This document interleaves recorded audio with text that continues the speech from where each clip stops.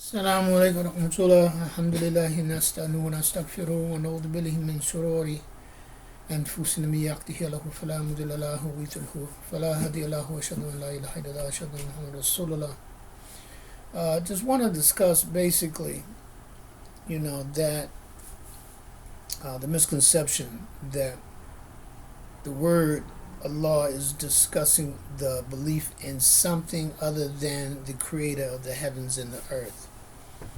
The word Allah is from the Arabic word, and it means the God. Basically, that is it. Because there were many gods. Even in the Bible, you had Baal, you had Baalim, you had Ashtaroth, you had Ishtar, you had all these different gods. And so the word Allah means the God, to make a distinction between the belief in other deities. And in different languages, we use the word God, which I believe is a derivative. I'm not a linguistic person, so I'm not an expert in linguistics and languages, but I believe that the word God is a derivative from the word Gott, which is a German term. And this word God means God. When we say God, that's an English term for the Most High, for the Supreme Being. But in every language, they have their own word. Like in French, they have the word Dieu, D-I-E-U. In Spanish, they have the word Dios, which is D-I-O-S. In Hebrew, they have many different words, depending. They have Adonai, they have Jah, they have Elohim. All of these mean God, the God, or inference towards the God. Then you have, as again in German, Gott, G-O-T-T.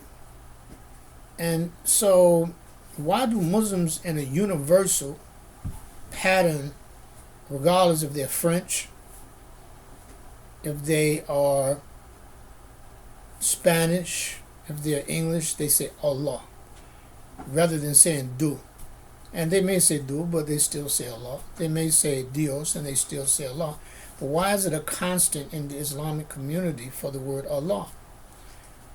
Because linguistically, it just means the God. And this is a constant and a norm that is universal to allow this particular word, Allah, not to become a dead situation like Latin.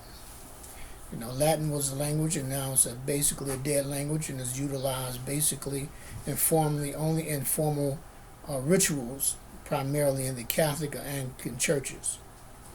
So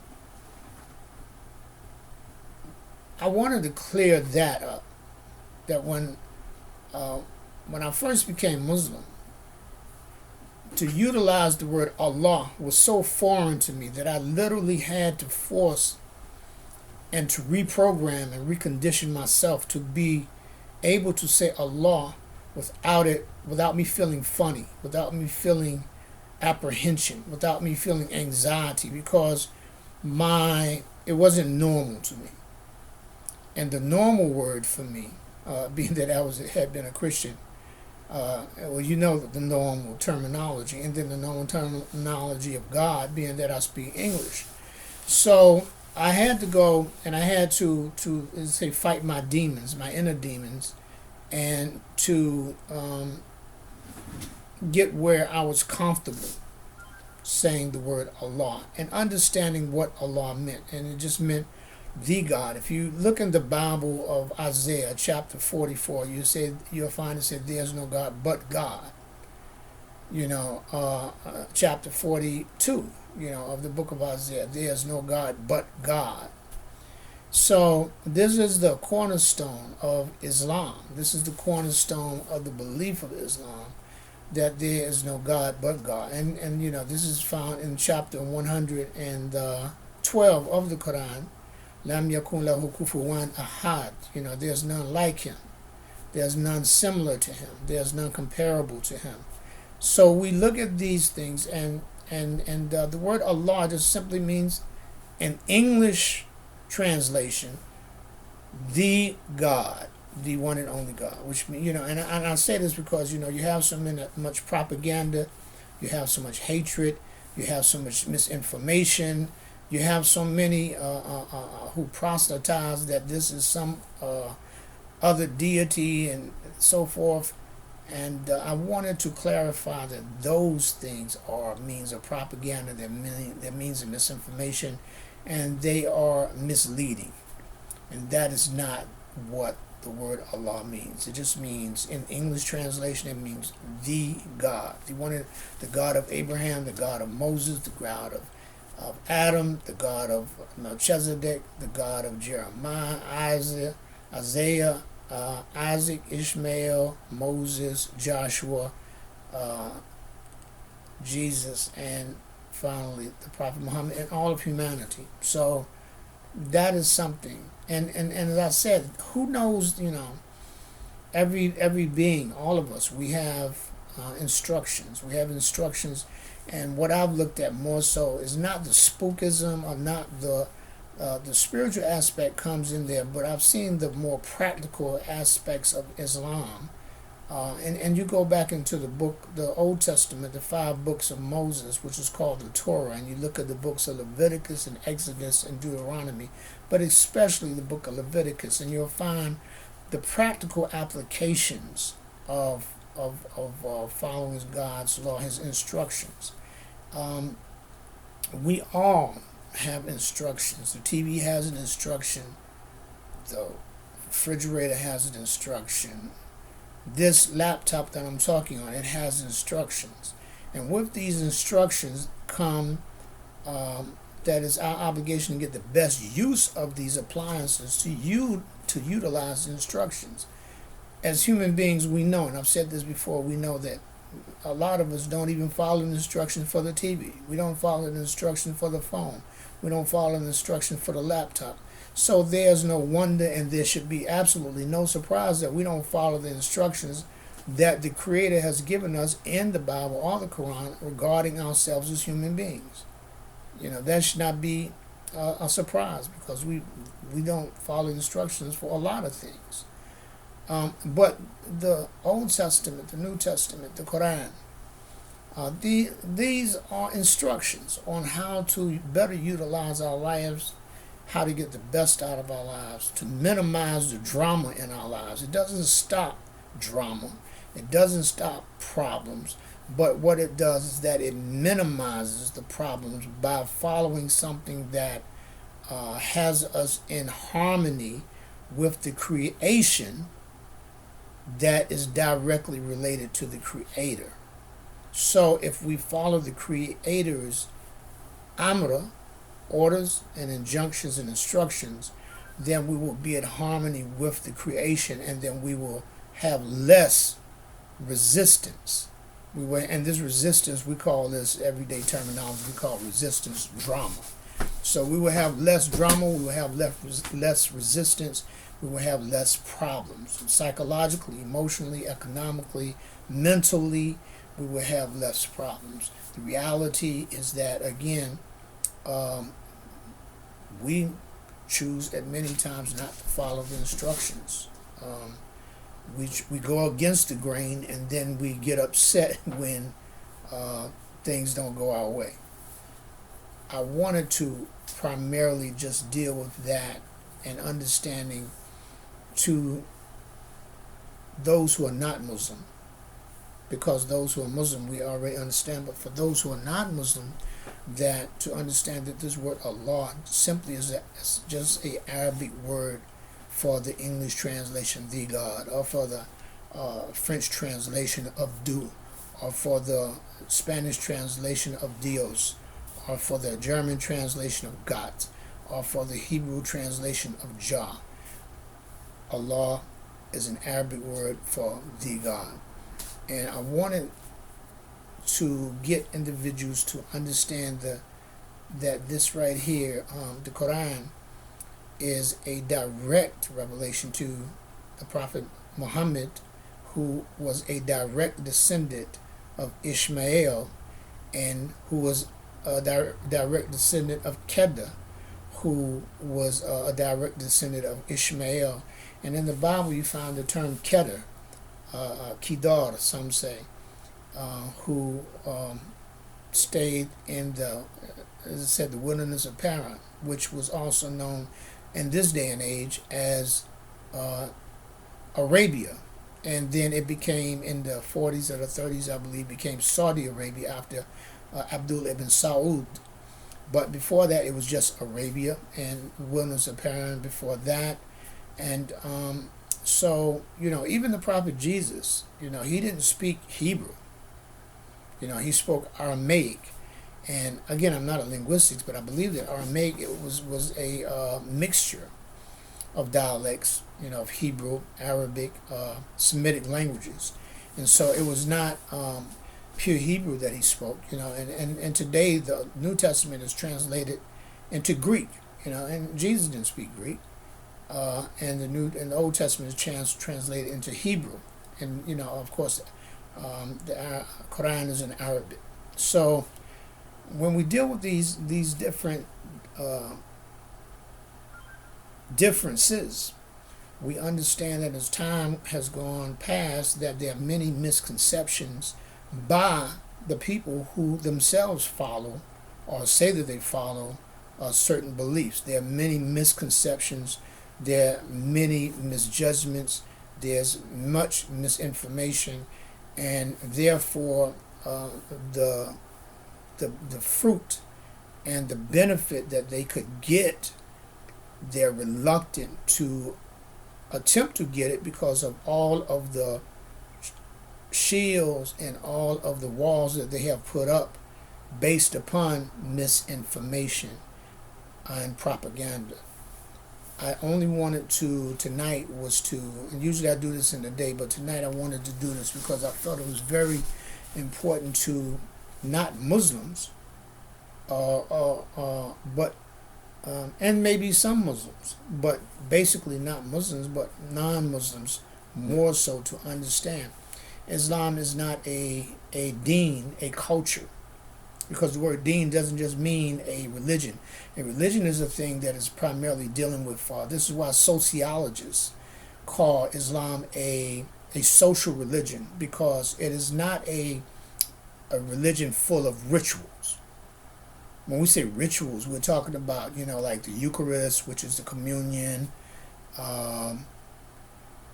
just the prayer, just the rituals of what most people understand religion to be. And Islam has its rituals. It has, the prayers 5 times a day. It has Ramadan. It has its rituals. But the reason it is called a social religion because 80% of it is actually the mu'amala. And mu'amala means the social activities, the social norms, and the social mores of society. That actually is that which is a Muslim. And if you look in the book of Leviticus, it is the social norms of the Jews. Same scenario. It's not about just the rituals. So having people understand, number one, Islam is not a racist religion. It is not based upon asabiya, clanism, tribalism, cliquism. It is not based upon the factors of hate, of nationalism, whether it's Arab nationalism, whether it's white nationalism, whether it's black nationalism, but it is about whoever adopts it. As one brother told me, a brother named Al-Muhaimin told me maybe 15, 16 years ago. He said Islam is fluid, it's not static, and Islam in its fluidity has the ability to adopt to the flavor of whatever culture that embraces it. And the only thing that it does not break with is the belief that there is no God but God. Said the Prophet Muhammad that he was in fact adamant in that area, that he never wavered in that area, but in other areas he gave a sense of bending towards the cultures of the people and accepting that they had certain cultures before Islam came.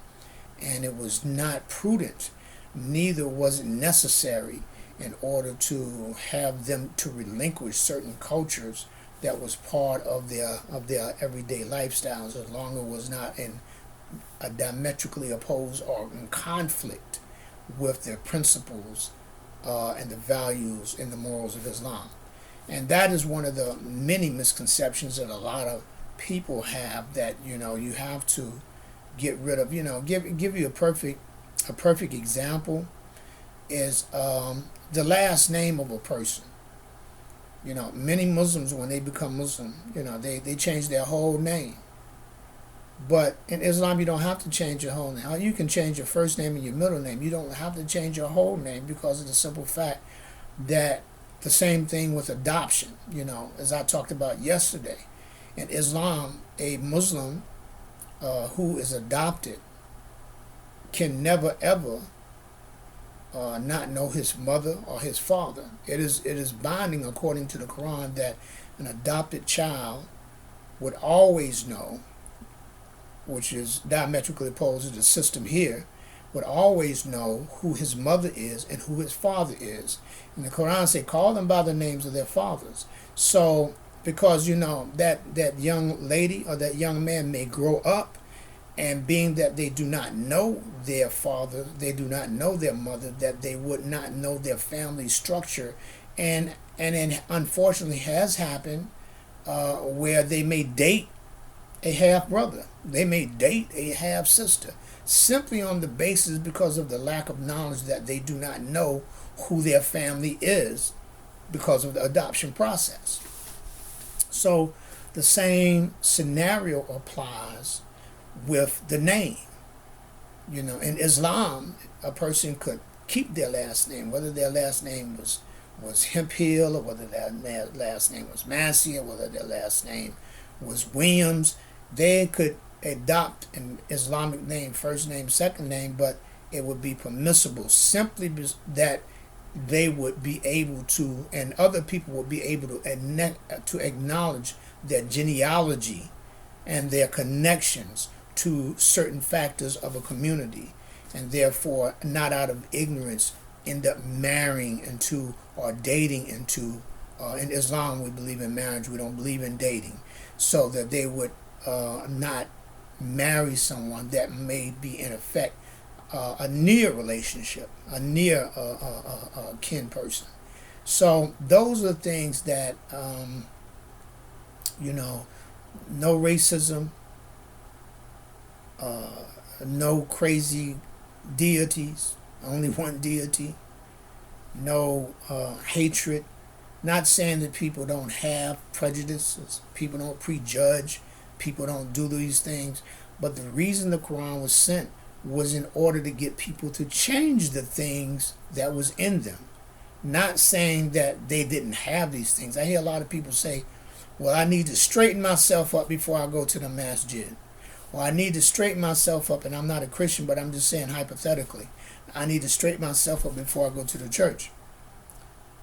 If you straighten yourself up, then you don't need to go to the masjid.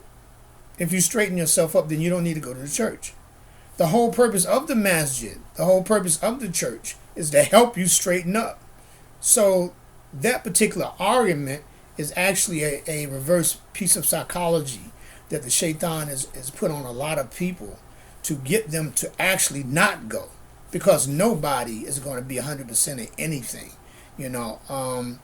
A human being may be 95%, 97% at the best. A saint, an Ali or Wali would be 97%, 95% good. But if you look deep enough and you pull up under the rug, you might find that 5% of a fault in their character, or that 5% of something wrong in their character. If you look, of course, Allah tells us don't look for faults. So a believer would never look for a fault in a person. But if a person was, meticulously and just nosy and wanted to look, I'm pretty sure they could find something. But the reality is that the best of us, 95% good, 95% on point. Nobody's 100% on point. That is something that we attempt to achieve, but is unrealistic. That is something that we attempt to achieve, but that is unrealistic. So the Creator sent us this Quran, in order for us to attempt through his knowledge, through his instructions, to be better us. That doesn't mean that we're not, or that we won't be better, or that we can't be better. But what it means is that it was sent for us to be better. Allah salakar kalaktal insana fi aksani taqweem. That indeed he created us in the best fi taqweem, in the best of symmetry, and the best of molds, and the best of shape, and the best of continents. But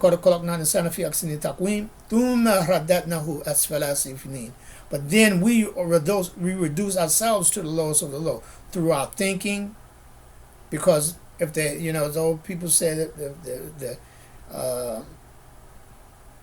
if you get the head, the rest will follow. So the thinking pattern versus the behavior, all of these things fall into line. So reducing ourselves to the lowest of the low comes from, number one, the thinking. Like I said the day before, the Prophet Muhammad ﷺ was the best psychologist, And when you talk about Freudian psychology, or you talk about behavioral psychology, you talk about these things, and you talk about Freud with the id, the ego, the superego. In the Quran, it was already there 1,000 something years ago. Nafsu amara, nafsu lawama, nafsu mu'ammaina. The soul that commands evil, number one, the id. The soul of consciousness, nafsu lawama, the ego. And nafsu mutma'inna, the soul that is in tranquility and peace, the superego. And so, as I said yesterday, where does Freud get this information from? We understand that Europe was in the Dark Ages for 500 and something years, and that they sent out many emissaries, Marco Polo, which is the most famous, into other countries. And they went to Persia, they went to Africa, they went to Arabia, and they gleaned information, they gleaned knowledge, they gleaned all this information, and they brought it back to Europe, and they helped Europe get out of the Dark Ages. And so it's very strange that they sent emissaries to different countries in order to glean information to bring them out of the Dark Ages, but the people that they called the enlightened people were primarily atheists. Marx and Stalin and Thoreau and Locke. Most of these people didn't believe in God because they had a direct grudge against religion, and the fact that they felt the religion brought them in the Dark Ages. And that really was because of an extremist mindset. Religion itself didn't do it, but the extremist mindset that science was a conflict with religion was really what brought them to the Dark Ages. Where in Islam, science and religion, because the deen itself taught them to study the science. I say, fil ardi ayatuh. In the earth there are sciences, and in yourselves there are sciences. And so it promoted them to study archaeology and knowledge of rocks. It promoted them. It was a springboard for them to study astrology, because Allah talks about it in the Quran. Astronomy, Allah talks about it in the heavens and the earth. Allah talks about it in the Quran. Botany, the study of plants, all of this was in the Quran, so it became an istilal, it became an inference to tell the believers to study. And these things were signs or sciences. And you see, وَفِي أَنفُسِكُمْ, and in yourselves, in your own selves, there are sciences, there are signs. And so that made the people, the Muslims, began to study themselves, biology. It's funny, the Arabic word for psychology is ilm nafs, the knowledge of self. And you hear this in certain groups, the knowledge of self. The knowledge, ilm, knowledge, nafs means self. But the word nafs also means self. It means psych. It means mental. It also means soul. So the knowledge of the psych, the knowledge of the mental, the knowledge of the soul, or the knowledge of the self. So ilm nafs in everyday terminology becomes psychology, which is the science of the psych. Psychology means the science of the psyche. So when we look at these things, Islam 1,434 years ago, and then we look at somebody who comes on the picture in the 1800s, and they're considered to be the brainiacs. Where did this information that they got come from? Some of it come from Germany, or where did the Germans get it from?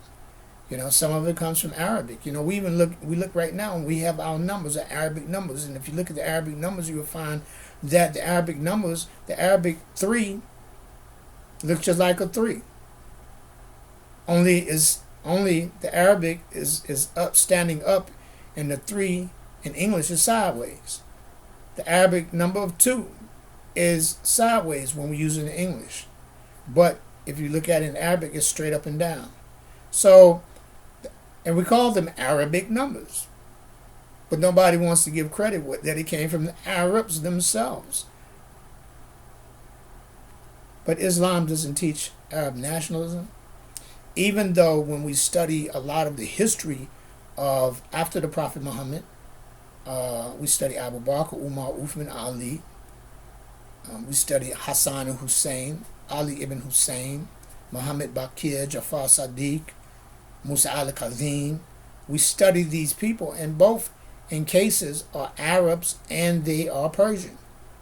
And for some who are born natural Arabs or born natural Persians, it would appear that Islam and that particular ethnicity is aligned and parallel with Islamic teachings. So there may be psychologically a feeling of superiority by some people simply because of that.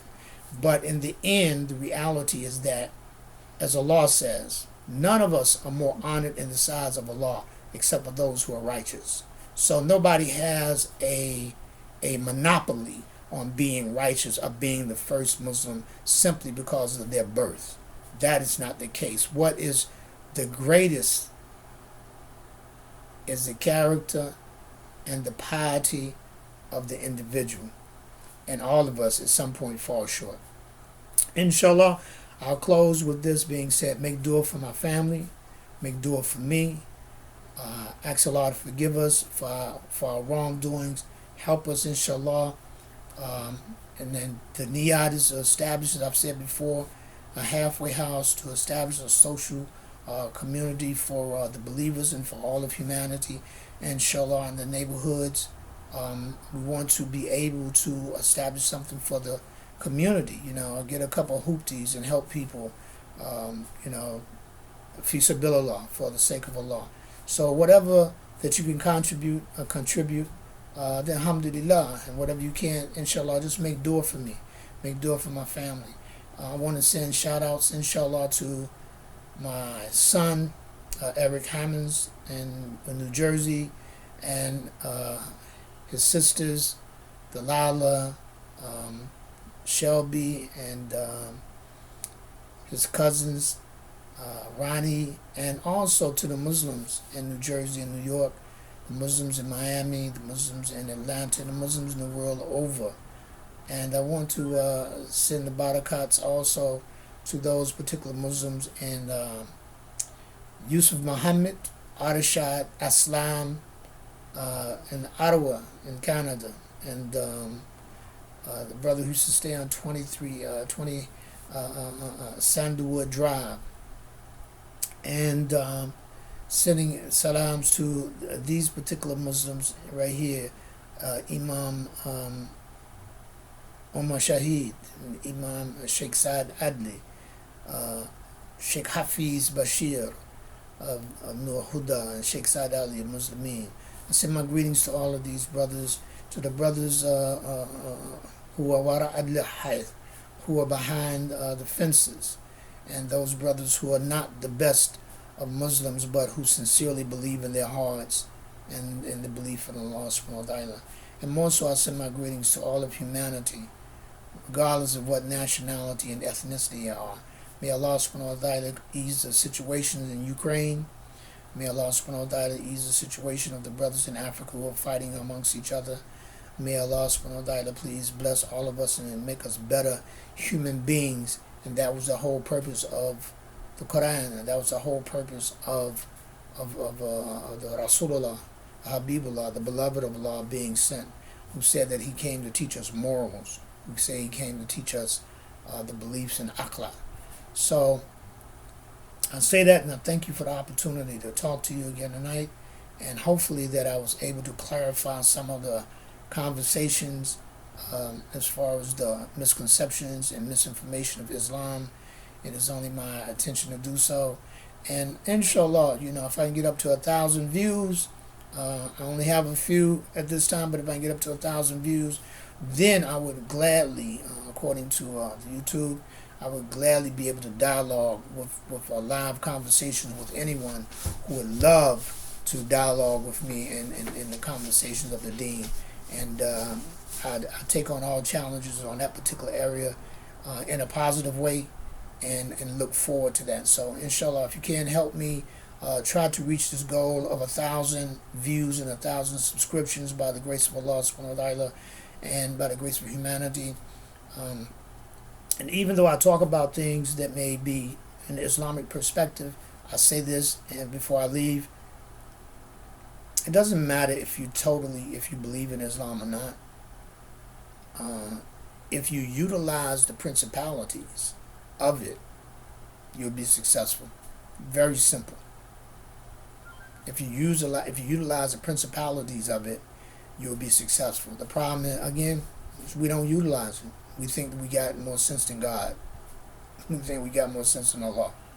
So we have more problems than we normally have because of that. Because Islam does not take away all of the problems; it only minimizes the problems.